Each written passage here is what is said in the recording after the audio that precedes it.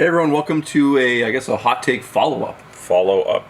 Yeah. We laid it all on the line last week in anticipation of the Warhammer Old World preview. Yes. Made some. Well, it was preview that featured the Old World. Yeah, exactly. Yeah. And we sort of did a little outline about what kind of the history of what's going on, the previews, what they've been showing off before, and then we kind of made some, predictions about where we thought it was going. Yeah. And we're here to see how we did, or whatever, basically. Yeah. I don't want to say I was right, but I was right. You don't want. I was definitely. I don't right. want to say. Yeah. They kind of like what we thought. Like. What was your reaction like when you saw like what they showed off? I mean, we can talk about like the preview as a whole was one of their like smaller ones. They kind of do these small ones in between the larger ones. So I feel like the one at the beginning of the summer was like a lot more stuff, and this one was like a little bite-sized one. Yeah.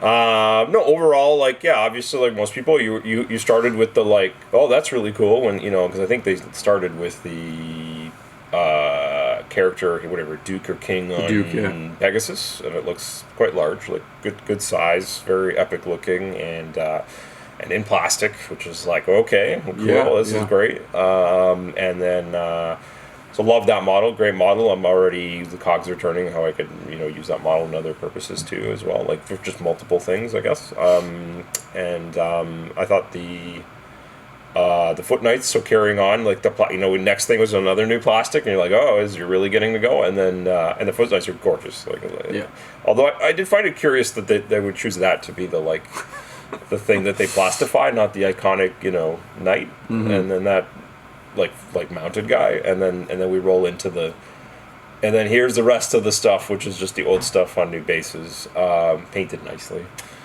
and I even had a moment where I was like, those knights look really. I'm like, they look just like the old knights, and I had a weird like, oh, did they just make new ones that look just like the old? I'm like, no, those are the old ones. You know what the trick they played is because the old Bretonians were all painted like they were all nobles in their own colors, right? But because they've done them all like Templar style, it kind of almost makes you do a double take. Are those new? The black and the red. I think they picked the color scheme to be this way to, I think, like, and the way they photograph it and everything to really like. To be like, look, no, it doesn't look so bad. And I mean, you could argue that those sculpts from the early 2000s or whenever it was, when they kind of like redid the previous Bretonian range, or like that's when they got their like full, like the range we all know and love or whatever. 6th edition, right? Yeah, like it is. They look like what they're supposed to look like. But then again, then you see the new Foot Knights, and you're like, wow. So I'm already like, well, maybe you could chop those at the waist and put those on the old horse guys. I don't know. So I kind of it definitely was the graph where it started high and then it kind of like made its way down gently, and then I had that moment where like, okay, this is a bit like how we thought it would be, like Heresy version 1, where you had like some new plastic, some old plastic, and then some new Forge World. So you mix it all together, and I think I think everything looked pretty good on the squares. I did notice the foot guys were on looked to me like bigger bases. Like, for sure, purposely put them on 25 mil squares rather than 20s, and I thought they looked pretty good. Even the peasant bowmen, things like that. So the reaction is kind of foresaw that. I don't know. It wasn't. It was excitement mixed with I don't know. I think like one of our friends like kind of put it this way. He's like, it was more of a question. He's like, has it been too long for them to just basically make a release like it's their 9th edition release? You know what I mean? Like so it's like the Bretonians that we saw, it would look like it would have been like a new version like 10 years ago. It's like, oh, we're doing new Bretonian books coming out. We have a new Duke and we have a new Foot Knight unit. And everything else is the same. Correct. It's like, has it been too long for that to be it? That's a good question. It's kind of the question, right? Like, and I don't know the answer to that. I think there's a lot of people out there that are going to be really happy with what they saw. Oh yeah, I've already seen the comments for sure. Yeah. So I don't know. Like maybe this is the right level of kind of compromise and investment that they want to put into the game. Yeah. maybe a couple of new things for every army they do is enough of a kind of, I guess you want to call it a gamble, to see if there's like enough kind of excitement. Yeah. So like, like the next thing is going to be like, okay, well, once again, I'm like store brain is like, okay, like are we going to basically have like the new Duke and the new Foot Knights on the wall, and then like a rule book, and then like everything else is going to be basically like web terminal order, direct order. Probably. So like that's kind of an interesting thing to think about too. But even right? if you, so like, even if like Games Workshop says, hey, you guys can stock old boxes or new box art, old models on the wall, like would we? I don't know, like because like there's we don't. That's the tricky part with these like. Yeah.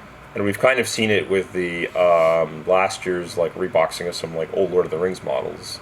Other than the new characters, we have not really. At least the sales data shows that no one's really buying the like. Yeah. No one's starting a new Isengard army. It's like all the existing collectors that already, and there's already tons of these models. There's a lot of stuff still in circulation. It's just still out there. Not every old fantasy player took their army and burned it or whatever. No. Or threw it out, or just or whatever. They probably, even if they stopped playing, they probably just put them in storage. Yeah. And just because you might not see a lot of eBay activity doesn't mean they're not sitting in bins or whatever. Mm-hmm. So I think that's going to be the tricky thing. Now, the next question is, and I think maybe GW's already got this in the plan, but much like how we have Heresy Thursdays, where Games Workshop does like a little new Heresy release or chat or article, like I think we need to fire up the Old World Tuesday or whatever day it's going to be, and have like I need to now see like, okay, are we going to get like book and model or whatever we call it for like all the other factions? Yeah. Because again, back to last week, as far as we know, this is the entire game is just Bretonnians and maybe Tomb Kings. Like it's like I have not seen a single anything else. Well, so. And moving into the Tomb King conversation, like obviously we haven't seen much from them other than a resin model or whatever. That's a more interesting range because like I feel like if they just did the like one new plastic infantry unit and one new plastic hero character thing for the Tomb Kings, that range would look really weird. How so? Well, in my opinion, like the chariots, the infantry, and the cavalry, like even though they came out in the 6th edition, they look kind of goofy, like compared to modern standards of what Games Workshop puts out for a skeleton. Yeah. So they'll look a lot more animal. Yeah, I think like the question I have for them is like are they gonna like completely revamp those, or are we just gonna see those again with like another new kit beside it, and then it's like, okay, well, this is what we're doing. I don't know. Last week's evidence was yeah. Could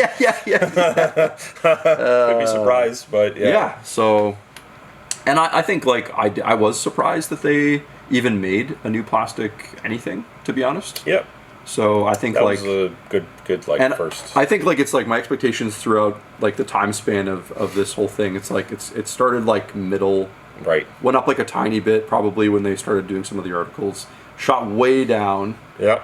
When they sort of like FAQ their own expectations and start talking about, and then I'd say like they've been very low. Yes. And like I think the preview probably knocked them up a little bit because like not a lot, like a little bit, like because like I said, I was probably thinking like, oh, they're like not really putting anything into this. It's just going to be like a repackaged game, like you said, like Lord of the Rings, but well, so then another one of our, back to that conversation, we had our group chat with our friends or whatever. We're all of us that, whatever, half a dozen of us that played Warhammer Fantasy for weekly for years or whatever. I think I said something along the lines of like, if they, like, for me personally, I think my excitement would be more peaked now that I've seen the model. Like the mystery of how the release is going to go is a little bit solved, like, because you could take this template and now duplicate it and be like, oh, Tomb Kings or High Elves or whatever, we got a couple of new models, a couple of old models, whatever, some Forge World, and that's fine, that could be good. Is now I want to see how is the rule book going to be like, because if it's like a Horus Heresy thing where it's just like beautiful book with like, I imagine like like I don't know if they're gonna. I don't think they're gonna do codexes or worm. I don't know if that's the thing. Like maybe it will be, but like because there's only 6 factions, like it probably makes sense to just put them all. Just in the compile them yeah. into one book, yeah. and then in the heresy books, like the templates, the layout, it's all very nice. I like the way the all the art, everything is bundled in there. Like just something about the graphics they choose and how they lay everything out and how you can browse all the factions in kind of like one book, so you get to kind of like see, oh, this is good and that, and then you can have like, you know, a section in the front with all the what the story's about, what's going on, and you can put like all your magic items there. Yeah, like you have like pages of those because I feel like you have like come back. Fancy cover, gilded pages, Spell nice Wars. bookmark. Yeah, I want it all, and then that could be to me because then you get to feel that's the beauty of heresy when you read one of these like books is you get to get a sense of the entire game kind of in one. Yeah. Like I mean, you're not gonna read it in one night, but like I remember like we would sit here, like 8 or 9 of us, and we'd just be all like reading the book and taking different sections and be like, oh, this is good and that's good and oh, how this would work, and you get to digest the whole like game, I guess, and then you start getting excited about like how you can build different armies and rather than I feel like when you silo books, armies and army books, you're kind of like you get like tunnel vision into just what that faction does, and not, you have a hard time thinking of the entire game. Now, obviously, like a 40k faction or even like a modern Age of Sigmar faction like this, these armies have a lot to talk about. You know, they have a lot of content to cover, but I feel like Heresy, the old world, like it's a little bit more of a known quantity. Like the old world has like such a a history that's well known and been retold many times. That like I don't feel like we need to like. Have all these pages discussing the High Elf history or something anymore. Like, who cares about? Like, you can wiki that now. Like, let's just have our like. I think you're right. I think like the perfect format would probably be something like that, where you have like one book is just the rules. Yeah. And then the next book is like your six pack of factions, magic items. You could do that. You could even put the magic items in the rule book. They could do the 2 book thing like they did with Heresy, where like the rules are separate, and then you got your, and then. It's kind of interesting because that does kind of like line up with like how Total War was released, where they're doing like 1, 2, 3. Yeah, like they do like 6 factions, 6 factions. Oh yeah, that's true. Yeah. And like they might just take that approach, and then each time it's just a book, and then like some extra models. It's kind of like a neat little package. And something that I know that it sounds like they're probably leaning to because this works well for Heresy, and I think it would work well in the old world. And I don't know how people are going to feel about it. Is like you probably should have like a very detailed or really well done story or campaign or narrative thing where you play these battles and they kind of like on day 1 that would be ideal. Yeah, that's something that Heresy 2.0 currently has. It's coming. It's well, we had 1 book. We had Siege of Sithonia, and then the next book I think is the even more important book, the one with New Fulgrim in it. Yeah, that's right. It comes out this weekend. I think we found that like we're like missing that desperately because the stock game scenario, or I know purists are going to be like, you know, Warhammer fans is all about just the pitch battle where we just like line up in our end zones 24 inches away from each other and just like, you know, you win the game in the deployment. Yeah, and like there's going to be people that are going to want to return to that, and I get it, and like new players that did never do the pitch battle thing, but like I think if the ask is like, let's get people to return to this that played it before.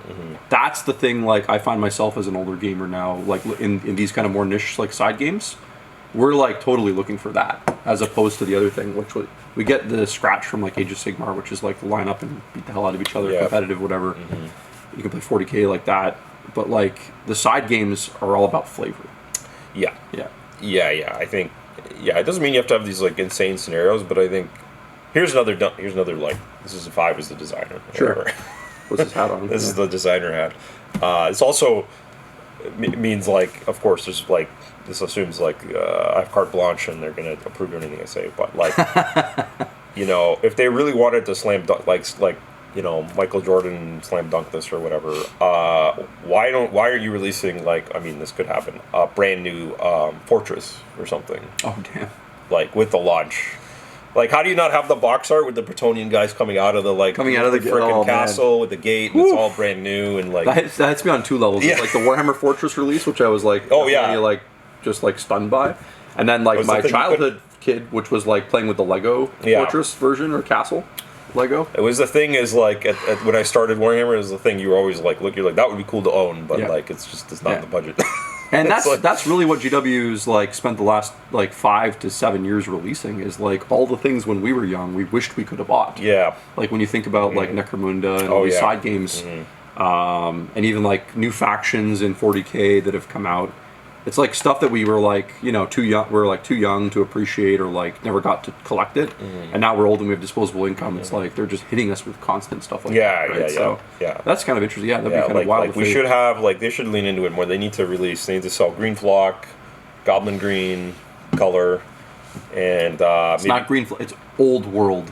Old World Grass. Old World Grass. And just call it base green or green base or something or base rim green or something. And I mean they're gonna have to sell movement trays, I assume. Like they're gonna have to bring those back. I imagine that stuff like and probably need that green carpet mat out again or something. I think we still have some in the basement. Good old battle mat. Yeah. They made such a good one near the end there. It was like the original one was like actually flocked mat. It was so like it was horrible when you took it out. It like stuff. So there was or whatever. There was one that I got as a prize, and it was awful because there was a weird period where they like sometimes this goes back to like sometimes they just like would make something and then they couldn't reprint it because they just couldn't get the material again or something. So then they would make a slightly new version. Yeah. And like call it the same thing. So the mat that I got was this weird like. It would like crinkle. It wasn't fabric. It was like a weird.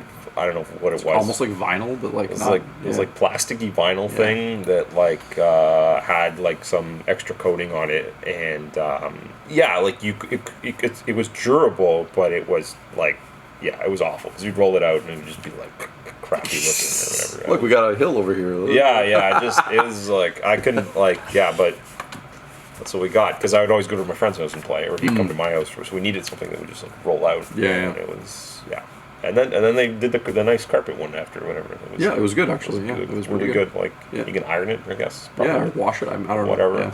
And the flock is like on there. It doesn't come off. It's definitely good. And we still have like 4 or 5 in the basement. Yeah, we bought a bunch of them for when we were back in the day when we were crazy. We'll be ready for the old world when it comes. It'll be green. We're ready. It'll be green. I think we don't have any more. We used to have bins of dumb watchtowers and that's right. Things like that.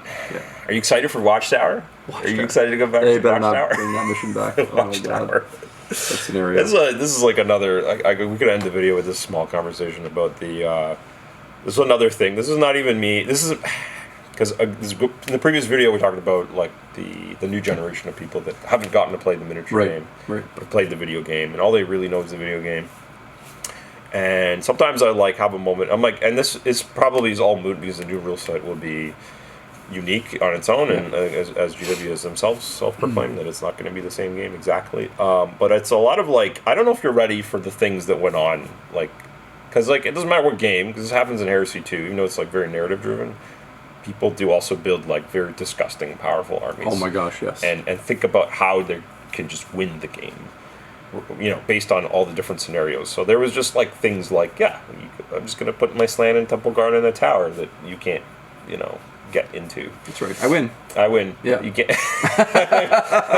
have over 50. The purpose of the game is just to kill more things, to score more victory points by killing more things than your opponent. And if you put 60% of your army in a thing that can't die, then you just no problem. It had that. It had like basically indestructible units. It had like oh my god. It had unit wiping spells. What you get in is 0+ save models that have saves that are so good that even a guy with a sledgehammer can't do anything to. That's right. Like, okay. and they throw something. They throw a fireball at that. You're like, I'm immune to fire or something. It did 0. Yeah. There would be cases where you literally did nothing to that unit. Or if you had the regenerate rule and you got hit with fire, you just got nothing. You got no. That might have been your main save, and then you have nothing. Gone. So it's definitely like one of those war games that has like big extremes, like outcomes, like.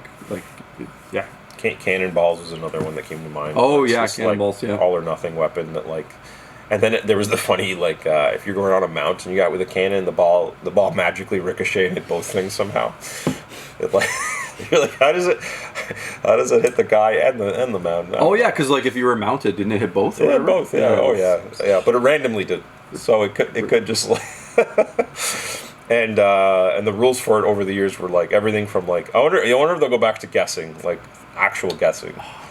There's another thing. There's a place I just can't go back to. You know? Like, even with Horus Heresy when they brought back templates, I was like, no, but they didn't. There's no guessing. We got rid of these for a reason. Yeah, but they did the most like usable version. But when you play a game and again this.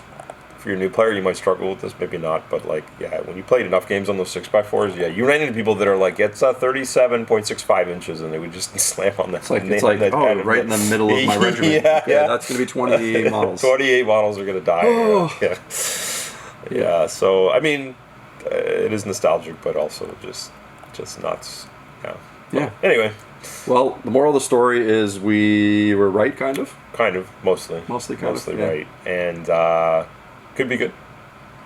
Still more to see. We got a Tomb King thing coming sometime, so we'll do a video after we see that. I imagine next week, probably December, I guess. I think they like to do one to hype you over Christmas and what's coming out in January, and I think that's probably going to be one of their like bigger ones. That being said, they do save a lot of the content for the con season, which is like February and March. And that's true. You got LVO in February. You got Adepticon in March. Yeah, so they set up crazy. A big portion of the year there. Yeah. So, all in all, I would say I'm cautiously optimistic still. Yeah. Still need to see more. We have a bit of a roadmap. So what was your favorite thing about the preview? Were your expectations met? Not met? Were you blown away? Please comment. Put it in the comment below. We'd love to hear what you thought. Yeah. Until next time, take care. Thanks.